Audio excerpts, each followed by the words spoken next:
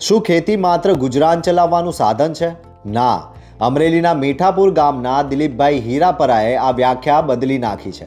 2019થી રાસાયણિક ખેતીને તિલાંજલિ આપી ગાય આધારિત પ્રાકૃતિક ખેતી અપનાવી દિલીપભાઈ આજે લાખોમાં કમાણી કરી રહ્યા છે. પરંતુ તેમની સફળતાનું રહસ્ય માત્ર ખેતી નથી, પણ મૂલ્યવર્ધન છે.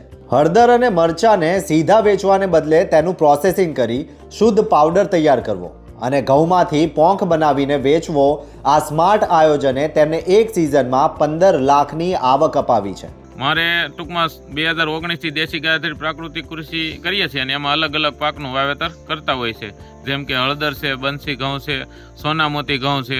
એવી રીતના હળદર હોય તો સાથે મરચીનું વાવેતર કરતા હોય. આવી રીતના અલગ અલગ પાક અને સારા ન્યુટ્રિશનવાળા પાક વધુ પસંદ કરતા હોય છે. જેમ દેશી વેરાયટીના હોય, સોનામોતી ઘઉં છે, બંસી ઘઉં છે, સેલમ હળદર છે, આવી રીતના. હવે 12 વીઘાની હળદરનું વાવેતર છે અત્યારે, મોટા 12 વીઘાનું. અને બાકી મરચું છે પાવડર કરવા માટે, એ 1 વીઘાનું છે. અને બંસી ઘઉં છે, લોકવન ઘઉં છે જે પોખ પાડવા માટે, બંસી ઘઉં છે અને તૈયાર કરીને વેચાણ માટે.